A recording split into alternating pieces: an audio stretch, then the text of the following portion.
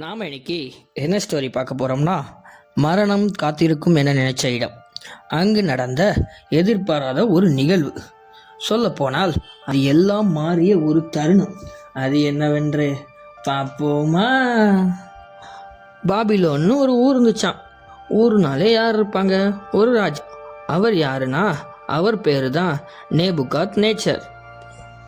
ராஜானாலே ஏதாவது செய்யணும்ல, இவரும் செஞ்சார். ஒரு நாள் ஒரு பெரிய பொற்சிலையை செஞ்சுட்டு எல்லா மக்களையும் கூப்பிட்டு, இதுதான் இனிமேல் கடவுள், இதை தான் நீங்கள் எல்லாரும் வணங்க வேண்டும் என்று சொல்லிட்டாரு. அப்படி வணங்காதவர்களை எரியும் நெருப்பு குகையில் தூக்கி போடவும் கட்டளையிட்டார். அதே நேரத்தில் அந்த கூட்டத்தில் இருந்த 3 இளைஞர்கள், சாத்ராக், மேசாக், ஆபேத் நேகோ என்ற 3 நபர்கள், நாங்கள் மனிதன் செய்த சிலையெல்லாம் வணங்க மாட்டோம் என்று எதிர்த்து பேசினாங்க. உடனே இதை கேட்டதும் ராஜாக்கு செம்ம கோபம் வந்தது. அது எப்படி, நான் சொன்னதை நீங்க கேட்க மாட்டீங்களா என்று கேட்டார். அதற்கு ஆமாம், நாங்கள் கேட்க மாட்டோம், ஒருபோதும் மனிதன் செய்த சிலையை நாங்கள் வணங்க மாட்டோம் என்று அவர் சொன்னார். அதை கேட்டதும் ராஜா சொல்றாரு, வணங்க மாட்டீங்களா? நீங்க இந்த சிலையை வணங்கினீங்கன்னா உங்களுக்கு நல்லது, இல்லை என்றால் உங்களுக்கு தண்டனை உண்டு என்று சொல்றார்.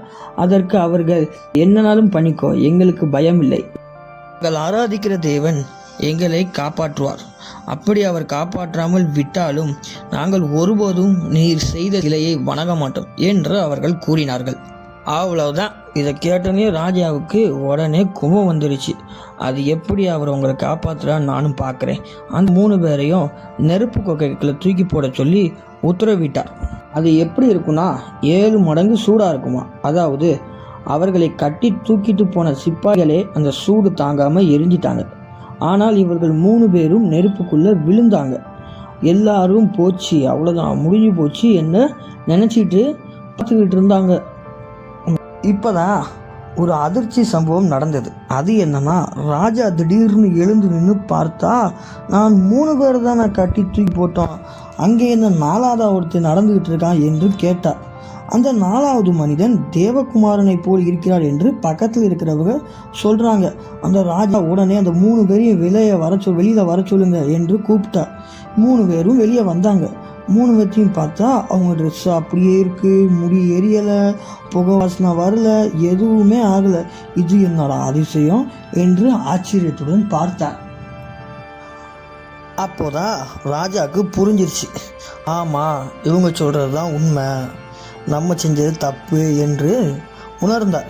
இனி இவர்கள் தேவனை எதிர்த்து பேசுபவர்கள் தண்டிக்கப்படுவார்கள் என்று கட்டளையும் இட்டான். இது மூலமாய் அவர் புரிஞ்சுக்கிட்டது என்னன்னா, ரட்சிக்கத்தக்க தேவன் இவர் ஒருவரை தவிர வேறொருவரும் இல்லை என்றார். இதிலிருந்து நமக்கு புரிஞ்சது எதனா, நம்மளை சுற்றியும் பிரச்சனை, கஷ்டங்கள், சோகங்கள், இது எல்லாமே நெருப்பு மாதிரி சூடாக நம்மளை சுற்றி இருக்கும்.